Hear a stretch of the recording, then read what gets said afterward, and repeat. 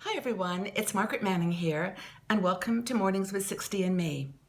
Today is Tuesday, it's August 30th. So welcome to a new day.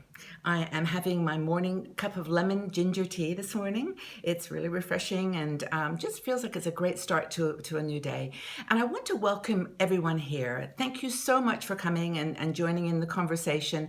As I've said before, this is really your time as well. Opportunity to just sit down, have a cup of tea and a chat and get up to speed on what's going on in this beautiful, crazy world that we live in. So just a couple of things. First, if you do want to receive these news stories first, please go up to 60andme.com/mornings. Just sign up and you'll get the news first in your email. So a couple of interesting things going on in the world. First of all, Hawaii is bracing itself for two hurricanes. There's Hurricane Madeline and Hurricane Lester that are moving towards Hawaii.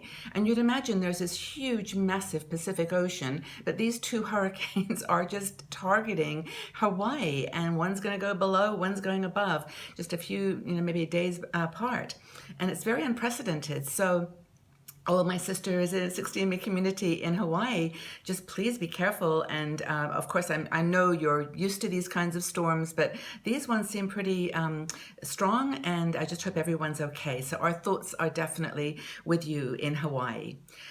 In Brazil, the impeachment trial of Dilma Rousseff has continuing. She got her chance to talk about what she felt was, her defense yesterday. She had 30 minutes to talk, and she was a very proud, strong, and kind of, wounded woman. She has been through a lot in her life. She founded the Workers' Party with years and years ago, and was tortured by the Brazilian military government in 1972. She's really stood up for what she believed in. And, whatever has happened with this claim of doctored accounting, she certainly didn't admit any guilt yesterday. She said she was innocent of all charges and really felt that the conservative government, she calls it the elitist conservative government, wants to take control of Brazil at any cost. So she feels that in a way what's happening to her is a coup, that she's being run out of office for political interest, not something that she's done. So it's a very interesting process in Brazil. It goes on now for weeks of questioning, and she gets to answer her opponents. And we'll see how it all goes. But she's definitely under pressure now to be impeached. In Turkey, Turkey has intensified its battle against the Kurdish rebels on the Syrian border. And yesterday, the last news was that the Kurdish rebels have retreated east of the Euphrates River, which is what Turkey had been asking for, and what Vice President Biden had asked for when he was in Turkey a couple of days ago. So it looks like the Kurdish rebels, or Kurdish fighters, I should say, are moving towards the Euphrates River, the east side, and Turkey is very concerned, of course, about its border, both from the Kurdish perspective, but also defeating ISIS on that border. So it's a very delicate situation. Turkey has recently got involved, and so we'll see how it all plays out, but just wanted to give you an update on that. In France, the French foreign minister hosted Muslim leaders yesterday to try to work out some of the issues that have been raised over the last few weeks, particularly with the issue of the burkini being worn on French beaches. Mayors of certain cities banned them, and then the High Court said that they could not do that women could wear whatever they wanted. But it really highlighted a social integration issue with the Muslim community in France. And really, this is going on all over the world. France is just the place right now where it's happening. But there's many complex issues, and yesterday's meeting with Muslim leaders was really to get it all out on the table and discuss things like the funding of mosques in France, and also, as I mentioned, the social integration of these different cultures. So that's happening in France. In another part of the world that we don't, you may not know too much about is Yemen. Now, Yemen is a very strategic country because there's a strong base of ISIS fighters in Yemen, and there's a town called Aden where they've sort of set up their where the Yemeni government has set up their base, and they're trying to fight the ISIS rebels. And ISIS yesterday bombed a car bomb in Aden and killed a number, I think it was 54 people. So the ISIS fighters are, coming into what is in fact the capital for the Yemen government, and obviously trying to undermine their efforts. So Yemen is very interesting, and they've been battling. The government in Yemen has been battling these jihadists and ISIS fighters for over a year. It's really a strong, territorial battle. I wanted to mention too, this is another quick story for Australian sisters. And I know we have a lot of women in our community in Australia. And the news yesterday it kind of snuck in behind everything else, but there's a woman called Kerry Jane Wilson, and she was an aid worker. She'd been in Afghanistan for some textiles conference. She was just there as an aid worker and a person, and she was kidnapped and has been held now for 4 months. But she was yesterday rescued by a raid by Afghan special forces. So Kerry Jane Wilson is heading home to Australia, which is good news. And then finally, foreign news for those folks who are in the United States. Colombia's peace agreement between the FARC rebels and the Colombian government was signed formally at midnight last night, and it looks like they're going to make an effort to establish peace after almost half a decade of fighting. And of course, it's very tricky because now this vote has got to be endorsed by all the citizens of Colombia. So there's a general election for this on this peace treaty. Young people in Colombia have never seen peace. So they want definitely to accept this deal and just incorporate FARC rebels and FARC fighters into their society, start fresh. The older people, unfortunately, remember what happened, and there was a lot of violence. Over 200,000 were killed. It was a really violent battle between these two groups. And of course, they are not happy that the FARC rebels have been given this opportunity to start fresh. So they might vote no. So it's going to be interesting to see what happens in Colombia. So that's that. Now, the next thing I want to change topic here, because every day we try to do a couple of stories that give you some inspiration. And this one is interesting to me because I'm a writer. I enjoy writing, but I know that there's a lot of people in our community who love to write and love to read. And so I found an article about the art of writing, and if you want to be one, what you should be doing. And a lot of people think, oh, writing, you just sit down and you just put words on paper, but it doesn't quite work that way. And so for you women in our community who want to be a writer, this is an article by Victoria Griffin. It was in Huffington Post, I believe, and she said, here's some ideas. If you are interested in writing, you've got to just kind of live it. You've got to be writing, thinking, breathing it all the time. So she says there's some things you can do in the world to become a better writer. And in a way, I think these are things that we can do just to be more observant and more alive in the world. So she says, first of all, be observant. You notice everything, everything. When you go for a walk, look at things, listen to noises, overhear conversations. Just, pay attention to what's going on and be observant in the world.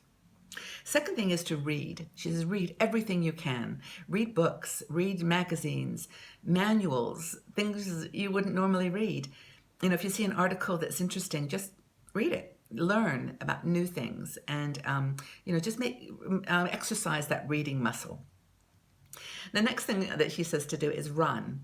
Now, I don't know whether she actually means physically run or just, exercise. And I think either would work. But her idea is that by running, you stimulate your brain, you get focused, you go through these stages of, starting off, getting a little bit further, getting tired, getting bored, dealing with the process of running and writing.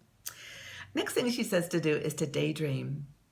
And I think this is really important. We don't give ourselves time, sometimes just to kind of daydream. So when you sit down, just let your fantasy world, your imagination go. Be a child again. Think of curious combinations and interesting angles. So daydream. And then the final thing she says is to talk to people. Talk to people about themselves. Talk to them about their families, about what they do. And just listen to the way they talk. Listen to the way they respond. And that's the key word, is listen. And pay attention to how people engage, because that's the dialogue that you'll bring out in a book or a story that you're writing. So that's important. And I should just say one more thing, and that's don't isolate yourself. Get out. And that's important. So also today, I hope that helped.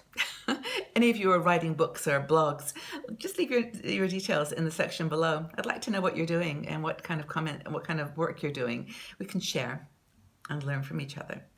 So in case you didn't know, today is Grief Awareness Day. We have these days, they're celebrated every day of the year, and this one is Grief Awareness Day. And this is about looking at grief and loss in time to look at it in a positive way and to help people that are going through tough times, people that are dealing with grief or loss. And today is a day to just reach out, and maybe that's a good opportunity here on 60andMe. Help out your sisters that have gone through something that is hard for them and dealing with grief. And of course, very ironically, yesterday we had a loss in our world, which is Gene Wilder, a really great actor who we all loved in so many movies, Blazing Saddles, Frankenstein, and of course, Willy Wonka. He was amazing. He was in his 80s. I think he'd had Alzheimer's and some complications, but he lived a fabulous, gorgeous life. And just the story of his adventures was inspiring. So maybe we take this Grief Awareness Day to remember Gene Wilder and all that he gave to us in his life. So, and of course, there's lots of people that we, in our personal lives too, who we've lost this last few years and who mattered to us and we care about. So let's take today to be aware of that feeling of grief and loss and embrace it. Okay, well, I'm going to finish with an article that I found it in Huffington Post yesterday, and I found it interesting. The title of the article was 7 Healthy Foods That You're Probably Not Eating. And I thought, wait, I'm really careful about my food, as most of you are. I watch my food. What could I possibly not be eating? I've been researching this for years and years. But here's some they came up with, and truthfully, I don't think I eat half of these things, and it's true. But anyway, these are 7 healthy foods that you are probably not eating. So make a list. First, sardines. Sardines, very, very high in minerals and vitamins. They are a superfood, and they're very calcium rich and good for your, if you don't like dairy, they're a great source of calcium and vitamin minerals. Sardines. Humble sardine. The next thing is canned pumpkin. Now, I remember making pumpkin pie with canned pumpkin because I wasn't either capable or brave enough to make it from scratch. But apparently it's a very low in calorie, high dietary fiber food. So canned pumpkin. Peanuts. Now, I tend to buy, like probably some of you, almonds, Brazil nuts, walnuts, but peanuts apparently are the super peanut or super nut. And they are kind of ignored, but they're really good for you. They've got healthy fats and biotin, which strengthens your hair and nails. So that's peanuts. Number 3. Oysters. Don't get those too often, but they are really good for you. They've got high zinc content, and they're just really good for your nails and hair. But oysters are great if you can find a place where they serve them fresh. But that's not too local here, but oysters are good for you. Also, seaweed. Seaweed, of course, big in the Japanese diet, very high in amino acids. And it's got, these amino acids, you can get some in certain foods, but seaweed has got a lot along a big spectrum. So seaweed is good for you too. You can get that at most shops now. Okay, move over blueberries. The big blue fruit is actually black currants. They have more goodness in them than other blueberries and black currants or blackberries, and they've got more vitamin C than oranges. So black currants, those tiny little blackberries, they're good for you. And then the final thing that this article talks about is something called teff, Teff.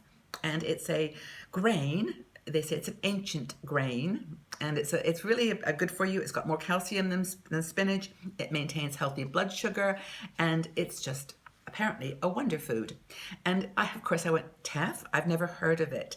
And I started making my notes here saying, if you can find it, let me know. Well, I snuck up to Amazon last night, and there is teff flour, teff granules, teff everything. So teff is apparently something for you to try. You can mix it in your smoothies. You can cook with it as a flour. But apparently it says here it's got, it maintains a healthy weight, a high blood pressure, maintains low blood pressure, I should say, and it's got great vitamin C content. Teff. So there you go. I've got you some food for the day, mental mind food, and also body food. Hope that was helpful. And again, thanks so much for being here. I really appreciate your input, your time, your feedback. Make comments on anything we've talked about today. And don't forget to do me a favor, go up to 60andme.com/mornings and sign up to get this news first. I would really appreciate your support. So I hope you have a great day today, great Tuesday. You've got something wonderful planned. And my question for the day to start a conversation is in honor of Gene Wilder. And that is, what was your favorite movie that Gene Wilder starred in? I'd love to know. Let's start a conversation. What was your favorite Gene Wilder movie? Okay, well, take care, everyone. Have a great day, and we'll see you all again here tomorrow for Mornings with 60 and Me.